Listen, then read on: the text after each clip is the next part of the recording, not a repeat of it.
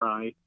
He said, don't start that, take responsibility for what you do. And I went in the hallway, this girl, Meg Kling, I haven't seen her in a long time, but I wish her well. This girl, Meg Kling, comes over to me and says, what's the matter? I said, I can't talk.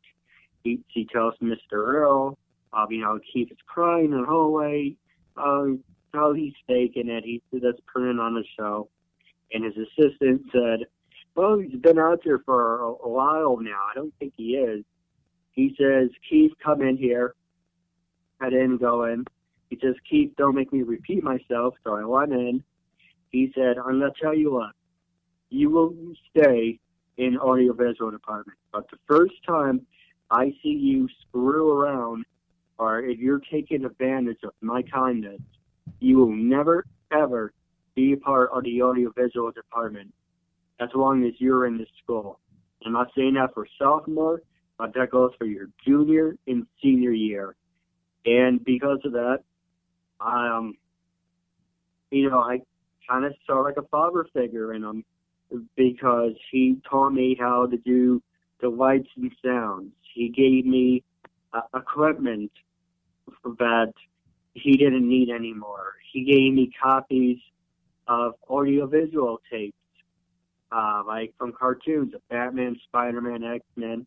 I really loved AV.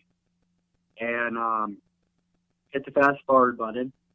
During that time, one day I walked in AV. And one movie that was on the TV was Almost Famous. And since I got out of high school, I had this mindset of, even when I worked at North Face, for that matter, I had the mindset of working as a personal assistant. I wanted to be a roadie. And I was using IMDU, that's Instant Messenger Virtual Reality. I was using MySpace, and I came across this producer, he's a singer, and I said I wanted to go on tour with you. I want to be your roadie. And, that worked, and I wanted to be a personal assistant for a wrestler. That didn't work out. And since 04 to about 2008, that's what I wanted. Even when I was recovering, that's what I wanted to do. 2008, I came across, 2004, 2010. 2010, I came across this USA show, Suits. I'm like, well, let's look at it realistically. Being a personal assistant isn't realistic enough because I don't have money to support myself and being on the road.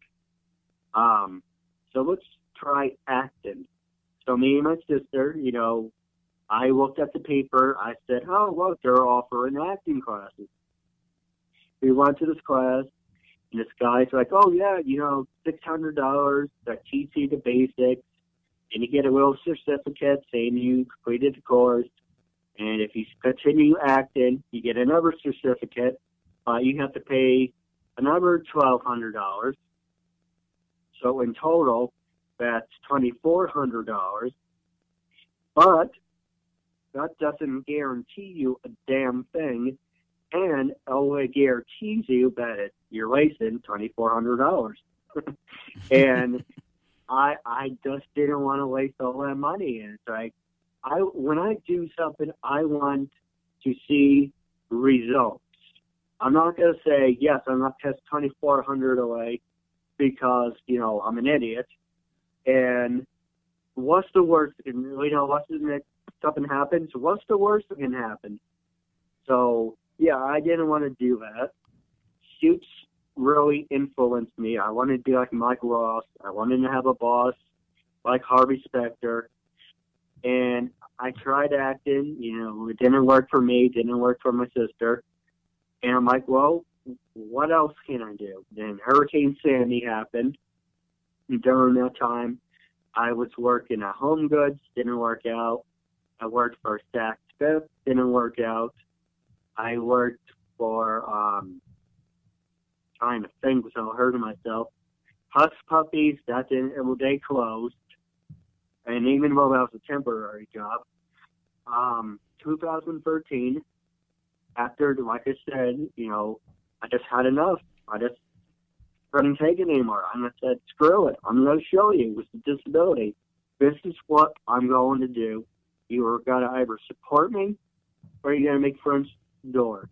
No, but I was going to say, it sounds like it's the genesis of about what you're about to do, but then it doesn't get discovered until later. That's what it sounds like. So it sounds like that you came across something that you're really good at doing, and with the Keith Andrew Network, you're doing something that you really enjoy. So you have all that, and just wanted to ask as well, too, who would you say have been the most interesting guests that you have been on, like your favorite guests, and what's also been the most memorable episode you've ever had?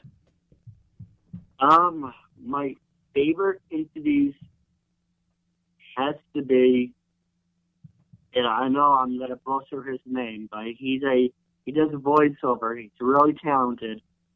I can't think of his name, but he's a great guy. I'm looking forward to doing part 2 with him. I know that doesn't help. I want to have Lenny Pablo back on the show. I want to get Kurgan Mayhem back on the show. It's been almost 6 years. It's been too long. One who actually coached me and taught me how to actually be better, because I used to act 3 classes back to back. For an example, I used to act housewife growing up, high school and college, and acting. And he said, knock that down to 2. So I'm like, okay, well, housewife growing up and how is acting. And then he would coach me and say, push on the person and be a little more engaging.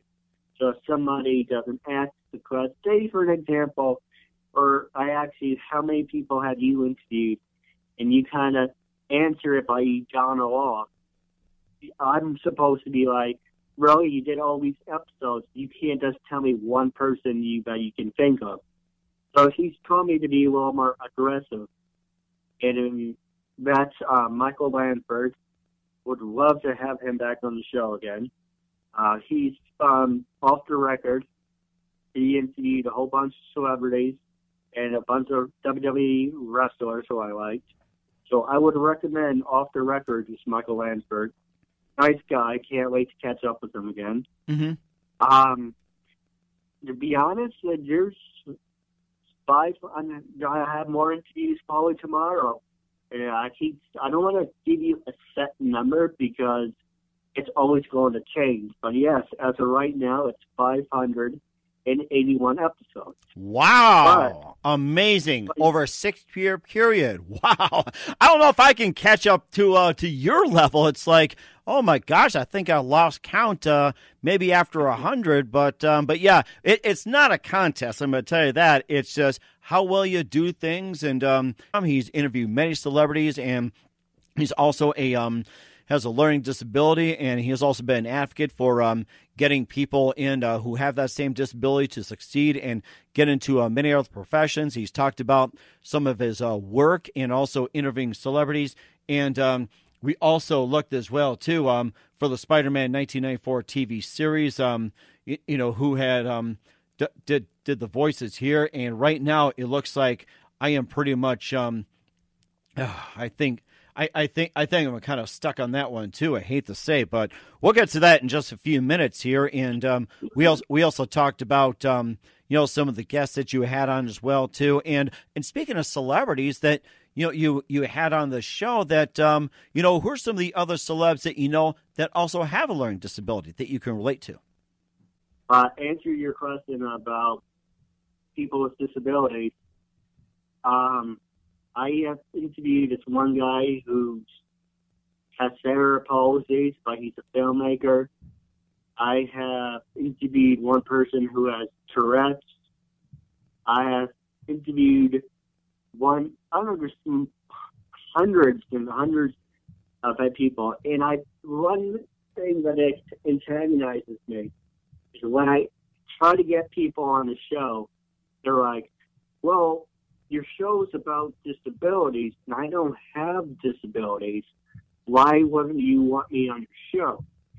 I interview everyone and everyone. Actors, actresses, models, CEOs, professional wrestlers, anyone,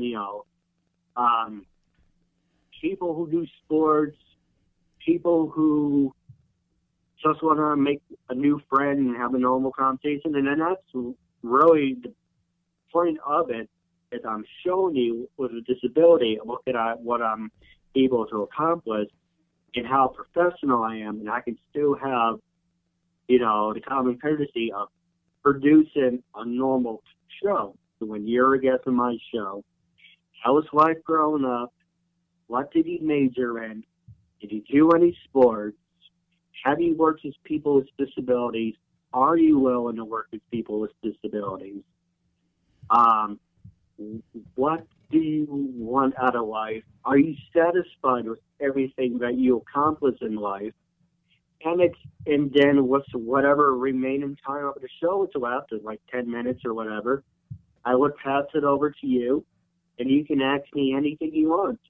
I'm not going to sandbag someone, or sucker punch them and be like, oh, this wrestler's gay.